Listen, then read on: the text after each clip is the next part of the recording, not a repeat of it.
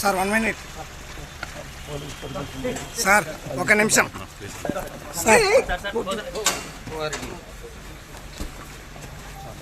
Sir. కొంతమంది YCP నాయకులు, ముఖ్యంగా వైసీపీకి చెందిన కారుమూరి వెంకటరెడ్డి, వీడికి కాస్త నోడుదోలు ఎక్కువే. వాడు మాట్లాడితే ఏమని మాట్లాడతాడంటే అసలు వీళ్ళది మనిషి పుట్టకైనా అని మాట్లాడుతున్నాడు. అంటే ఇప్పుడు పోసాన కృష్ణమురళి గారు మాట్లాడిన భాష నిజంగా వాళ్ళకి వినసొంపుగా ఉంటుంది.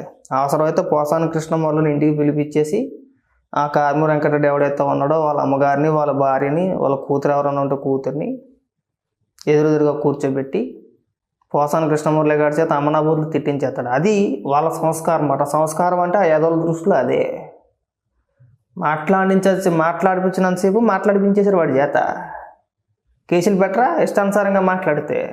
ఈ యాదవులకి ప్రజాస్వామ్యం అంటే అమ్మనాబూర్లు తిట్టాడు అన్నమాట. తిట్టించింది ఎవడరా?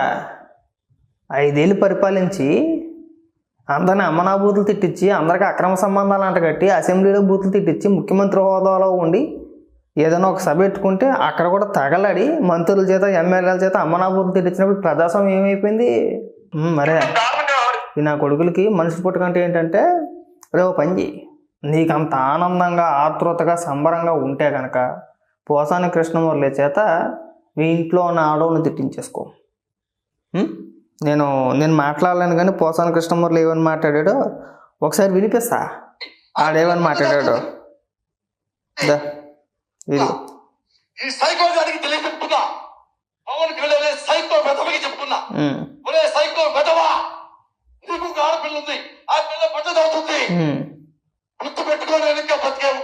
ఏమంటారు దాని అర్థమా? ఏరా, ఇప్పుడు ఈ ఇంట్లో ఆడవాళ్ళని ఉద్దేశించి నేను అన్న కానీ మీ ఇంట్లో ఆడవాళ్ళని ఉద్దేశించి, లేదంటే నీ కూతుర్ని ఉద్దేశించో, నీ ఇంట్లో కూడా ఆడపిల్ల ఉంది, పెద్దదవుద్ది అని చెప్పేసి నేను పళ్ళు కొరికేసి చూసుకుంటా రక్త కన్నీరే అంటే దాని అర్థం ఏంటి అసలు? అడిగేం చెప్పదలుచుకున్నాడురా? ఈ పోరమొగ్గాడు ఇంకా మాట్లాడుతూ పవన్ కళ్యాణ్ గారిని ఉద్దేశించి, సినిమా షూటింగ్కి వెళ్ళినప్పుడు అనకూడదు పాపమేమో, మీ భార్య పని వాళ్ళతో అక్రమ సంబంధం పెట్టుకుంది, నీకు పుట్టిన పిల్లలు కూడా పని వాళ్ళకే పుట్టారంట, ఈ ఎదవ మాట్లాడింది. నువ్వు మాట్లాడిపించేసుకోండి. మీకు అంత ఆనందంగా, అంత ఆతృతగా, అంత ఇదిగా ఉంటే అదే అక్రమ సంబంధం లేదు, మీ కొంపల్లో ఉన్న ఆడవాళ్ళకి అంటగట్టించేసి మీరు తిట్టించేసుకోండి, సంబరపడిపోండి. ఒక పూట భోజనం పెట్టి పోసాని కృష్ణమురళికి పట్టు వస్త్రాలు ఏమైనా ఉంటే పట్టు వస్త్రాలు పెట్టి సన్మానించి, పోసాని కృష్ణమురళి కాళ్ళకి మీ కుటుంబంలో ఉన్న ఆడవాళ్ళు అందరి చేత కూడా పోసాని కృష్ణమురళి కాళ్ళు ముక్కించి కడిగించి ఆ నీళ్ళు నెత్తిన చల్లేసుకోండి. అంత ఆనందంగా ఉంటే మీ కొంపల్లో ఉన్న ఆడవాళ్ళని తిట్టించేసుకోండి సార్. ఎవరి కొంపల్లో ఉన్న ఆడవాళ్ళని తిట్టేస్తారో, ఎవరిళ్ళలో ఉన్న ఆడవాళ్ళని తిట్టేస్తారో, ఎవరికి అక్రమ సంబంధాలు అంటగట్టేస్తారు మీరు. పైగా పుట్టగొలు గురించి నీళ్ళని బేవర్సగడు వచ్చి ఇక్కడ చెప్పాలా? ఆ రోజు మాట్లాడలేదే? పోసాని కృష్ణమురళి అలా మాట్లాడకూడదు, తప్పు. మీ ఇంట్లోని మహిళలు ఉన్నారు, మీ ఇంట్లోనే ఆడవాళ్ళు ఉన్నారు, నీకు కూతుర్లు ఉన్నారో లేదో తెలియదు కానీ పక్కన పెట్టేసి చెప్తున్నా. జగన్మోహన్ రెడ్డి కూడా 2 కూతుర్లు ఉన్నారు. అలా మాట్లాడకూడదు, తప్పు అని చెప్పేసి అని ఏ ఒక్క వైసీపీ నాయకుడైనా సరే ఖండించారు అసలు? ఏ ఒక్క రోజైనా సరే? అంటే వీళ్ళ దృష్టిలో మనిషి పుట్టకంటే ఏంటంటే తల్లి లేదు, చెల్లి లేదు, కుటుంబ సభ్యులు లేరు, లేడీస్ లేరు, మహిళలు లేరు, ఎవరు లేరు మాట. ఇంకా అందరిని అమనాభూతులు తిట్టేయడం మాట వీళ్ళ దృష్టిలో మనిషి పుట్టకంటే. అంతేనా? జగన్మోహన్ రెడ్డి మనస్తత్వం, నీ మనస్తత్వం లేదు, 2 ఒకటే. ఆయన అంతే. తల్లి ప్రశ్నించినా, చెల్లి ప్రశ్నించినా మీ సోషల్ మీడియా సైకోల చేత అక్రమ సంబంధాలు వాళ్ళకు కూడా అంటగట్టేస్తున్నారు. పైగా ఇక్కడికి వచ్చేసి మీరు పెద్ద పెద్ద ఉపన్యాసాలు చెప్పడం, తాలిబాన్ రాజ్యం కన్నా ఘోరంగా ఉంది. మీరు మమ్మల్ని అరెస్ట్ చేసినప్పుడు తెలియదా? అర్ధరాత్రులు అపరాత్రులు వచ్చి మమ్మల్ని ఎత్తుకెళ్ళిపోలేదా? మా పైన కేసులు పెట్టలేదా? మేమేమైనా పోసాని కృష్ణమూర్తి గారి లాగా లేదంటే మీలాగానో ఇంకొకలాగానో ఏమైనా బూతులు తిట్టామా? ప్రభుత్వం ఏదైనా నిర్ణయం తీసుకుందాను కాదు, మాకు నచ్చలేదు అనుకో, ఇది మాకు నచ్చలేదు, మీరు చేస్తున్న తప్పు అని చెప్పేసి మేము మాట్లాడినా, ఒక పోస్ట్ పెట్టినా కేసు పెట్టి లోపలేసాడమే కదా. ఆడు బూతులు మాట్లాడితే మనిషి పుట్టకంట, దానికి సంబంధించి కేసులు పెడుతుంటే మనిషి పుట్టకాలంట. ఏం జన్మరా నీది అసలు? మీ తల్లిదండ్రులు మీకు నేర్పిన సంస్కారం ఇదే అని చెప్పేసి అనుకోవాలంతే. నిజంగా నువ్వు మాట్లాడిన మాటలు మీ అమ్మగారు చూస్తే నిజంగా సిగ్గుపడతారు రప్పసని. సారీ వెంకటరెడ్డి, 100%.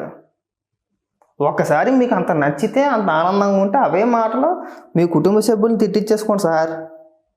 ఊరోళ్ళందరినీ ఎందుకు తిట్టించేసుకోవాలి? కానీ మీ ఇంట్లో ఉన్న ఆడవాళ్ళని అమ్మనాభూతులు తిట్టించేసుకొని ఆనందపడిపోండి. కావాలంటే ఒక వీడియో రికార్డ్ చేసుకొని ప్రతిరోజు 3 పూటల, ఉదయం టిఫిన్ చేసేటప్పుడు, మధ్యాహ్నం భోజనం చేసేటప్పుడు, సాయంత్రం మళ్ళీ అన్నం తినేటప్పుడు టీవీలో వేసేసుకుంటారో లేదంటే ఫోన్లలో చూసేసుకుంటారో పెట్టుకొని చూసేయండి. మీ కొంపల్లో ఉన్న ఆడవాళ్ళని తిట్టించేసుకోండి. అంత ఇదిగా ఉంటే సహించరండి, ఒప్పుకోరు. అలాగా అక్కడ దాకా వస్తే మళ్ళీ మనోభావాలు దెబ్బతినేస్తాయి. మా ఇంట్లో వాళ్ళు అంటారా, మీ ఇంట్లో మీ అమ్మగారు అంతా, మా ఇంట్లో మా అమ్మగారు అంతే. మనం పద్ధతిగా కొంతవరకు విమర్శ. ఇప్పుడు నీ ఎదవా అన్నావు అనుకో, నేను తిరిగి నేను ఎదవా అంట. నువ్వు అంతకు మించి రెచ్చిపోయావు అనుకో, నీ స్థాయికి మేము దిగజారిపోం కదా. ఆ ఎదవ సంస్కారం అంతే లేరని చెప్పేసి వదిలేస్తాం. అధికారంలో ఉన్నట్టు రెచ్చిపోతున్నారని చెప్పి అనుకుంటాం. అధికారం మారిన తర్వాత పరిస్థితులు వేరేగా ఉంటాయి. ఎప్పుడు ఒకేలా ఉంటాయంటే ఎలాగండి? పాప రాజకీయాల నుంచి తప్పుకున్నట్టు అంటే నేను అమ్మనాభూతులు తిట్టేసి లకారాలతో సంబోధించేసి ఇళ్లలో ఉన్న ఆడవాళ్ళకి అక్రమ సంబంధాలు అంటగట్టేస్తే, అంటే అన్ని తిట్టేసి నేను రాజకీయాల గురించి మాట్లాడినంటే వదిలేస్తారా? ఖచ్చితంగా చేసిన పాపాలకు ప్రాయశ్చిత్తం ఉండాలి కదమ్మా. ఉండకుండా ఉంటుందా? అంటే మీరు చేత్తో ఒకటి, ఎదురు చేత్తో ఒకటినా?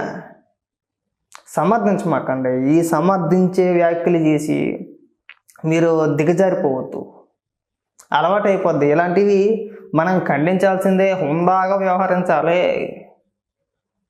చూడు, చంద్రబాబు నాయుడు గారు ఏం చెప్తున్నారు, లోకేష్ గారు ఏం చెప్తున్నారు, పవన్ కళ్యాణ్ గారు ఏం చెప్తున్నారు ఒకసారి చూడు. గతంలోలాగా అసెంబ్లీ ఉండదండి, ఎవరు కూడా బూతులు మాట్లాడరు. చక్కగా సబ్జెక్ట్ ప్రకారంగా డిస్కషన్ జరుగుతూ ఉంటుంది. మేము సభ అలాగే నడపాలని చెప్పేసి అనుకుంటున్నామని చెప్పేసి క్లియర్గా చెప్తున్నారు. ఏ రోజైనా జగన్మోహన్ రెడ్డి అలా చెప్పాడా? అదే కూర్చోవాలా, తెంగర చూపులు చూడాలా, ఎకిల్లో నవ్వేయాలా, వెనకాతలు ఉన్న మనసే తిట్టించేయాలా, వాళ్ళు తిడుతుంటే ఇక్కడ ఆనందపడిపోవాలా. రాష్ట్రాన్ని 5 ఏళ్ళు సర్వనాశనం చేసి ఎవడు మాట్లాడినా బూతులతో విరుచుకుపడిపోవడమే కదా. పైగా ఇక్కడ నువ్వు వచ్చి మనిషి పుట్టకైనా అదొక రకమైన విచిత్రమైన మనిషి పుట్టకరా. అంటే నేను అనకూడదంతే, మళ్ళీ మీ కుటుంబ సభ్యులు అవమానపడుతున్నట్టు అవుద్దేమో. కానీ నువ్వు ఈ మధ్యన మాట్లాడుతూ మనిషి పుట్టకైనా నీకు అంత ఇదిగా ఉంటే నేను మళ్ళీ చెప్తున్నా, పోసాని కృష్ణమురళికి బెయిల్ వచ్చిన తర్వాత ఒకరోజు ఇంటికి పిలిచి ఓ జత బట్టలెట్టి ఆ డైనింగ్ టేబుల్ మీద మేళలో ఉన్న ఆడవాళ్ళందరినీ కూర్చోబెట్టేసి బండ బూతులు తిట్టించేసుకో నీకు అంత ఉంటే. కాబట్టి ఏంటంటే ఈ ఎదవ ఉపన్యాసాలు ఎవరికీ చెప్పమాకు, మూసుకొని ఉంటే బాగుంటుంది. ఏం కాదు, అనుభవిస్తాడు. ఆరోగ్యం బాగాలేదు, ఆరోగ్యంగా లేడు తెలియాలి. మనం మాట్లాడేసినప్పుడు తెలియాలి. అన్ని రోజులు ఒకేలా ఉండవు, పరిస్థితులు మారచ్చు, మారిన రోజులు మనకు సిక్కేస్తారని చెప్పి తెలియాలి వాడికి.